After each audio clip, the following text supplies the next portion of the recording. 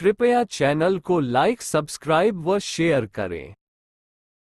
जटायु कौन थे? जटायु रामायण का एक प्रसिद्ध पात्र थे। जब रावण सीता का हरण करके लंका ले जा रहा था तो जटायु ने सीता को रावण से छुड़ाने का प्रयत्न किया था। इससे क्रोधित होकर रावण ने उसके पंख काट दिए थे, जिससे वह भूमि पर जा गिरा। जब राम और लक्ष्मण सीता को खोजते खोजते वहां पहुंचे तो जटायु से ही सीता हरण का पूरा विवरण उन्हें पता चला। जटायु और संपाति दोनों भाइयों ने माता सीता की खोज में प्रमुख योगदान दिया था। रामायण अनुसार जटायु गृधराज थे। ये दोनों संपाति और जटायु नाम के दो गरुड़ प्रजाति के प्राणी थे। ये दोनों ही देव पक्षी अरुण के पुत्र थे।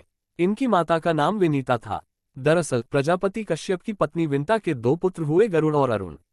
गरुड़ जी विष्णु की शरण में चले गए और अरुण जी सूर्य के सारथी हुए। संपाति और जटायु इन्हीं अरुण के पुत्र थे। कहाँ रहते थे जटायु? पुराणों के अनुसार संपाति और जटायु दो गरुड़ भाई थे। संपाति बड़ा था और जटायु छोटा। ये दोनों विंध्याचल पर्वत की तलहटी में रहने वाले निशाकर ऋषि की सेवा करते थे और संपूर्ण दंडकारण्य क्षेत्र विचरण करते रहते थे। एक ऐसा समय था जबकि मध्य प्रदेश छत्तीसगढ़ में गिद्ध और गरुड़ पक्षियों की संख्या अधिक थी, लेकिन अब नहीं रही। जटायु और संपाति की होड़। बचपन में संपाति और जटायु ने सूर्य मंडल को स्पर्श करने के उद्देश्य से लंबी उड़ान भरी। सूर्य के असह्य तेज से व्याकुल होकर जटायु जलने लगे। तब संपाति ने उन्हें अपने पंखों से ढककर जटायु को सुरक्षित कर लिया, लेकिन सूर्य के निकट पहुंचने पर सूर्य के ताप से संपाति के पंख जल गए और वे समुद्र तट पर गिरकर चेतनाशून्य हो गए। चंद्रमा नामक मुनि ने उन पर दया करके उनका उपचार किया और त्रेता में श्री सीताजी की खोज करने वाले वानरों के दर्शन से पुनः उनके पंख जमने का आशीर्वाद दिया।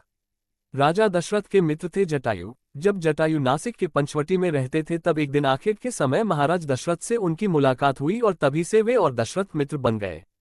वनवास के समय जब भगवान श्रीराम पंचवटी में पर्णकुटी बनाकर रहने लगे तब पहली बार जटायु से उनका परिचय हुआ। रावण जब सीताजी का हरण कर लेकर आकाश में उड़ गया तब सीताजी का विलाप सुनकर जटायु ने रावण को रोकने का प्रयास किया, लेकिन अंत में रावण ने तलवार से उनके पंख काट डाले। जटायु मरणासन होकर भूमि पर गिर पड़े और रावण सीताजी को लेकर लंका की ओर चला गया। सीता की खोज करते हुए राम जब रास्ते से गुजर रहे थे तो उन्हें घायल अवस्था में जटायु मिले। जटायु मरणासन थे। जटायु ने राम को पूरी कहानी सुनाई और यह भी बताया कि रावण किस दिशा में गया है। जटायु के मरने के बाद राम ने उसका वहीं अंतिम संस्कार और पिंडदान किया। छत्तीसगढ़ के दंडकारण्य में जटायु का मंदिर है।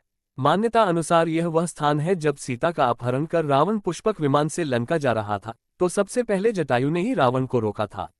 राम की राह में जटायु पहले शहीद थे। स्थानीय मान्यता के मुताबिक दंडकारण्य के आकाश में ही रावण और जटायु का युद्ध हुआ था और जटायु के कुछ अंग दंडकारण्य में आ गिरे थे। जटायु की राम से पहली मुलाकात पंचवटी नासिक के पास हुई थी जहां वे रहते थे, लेकिन उनकी मृत्यु दंडकारण्य में हुई।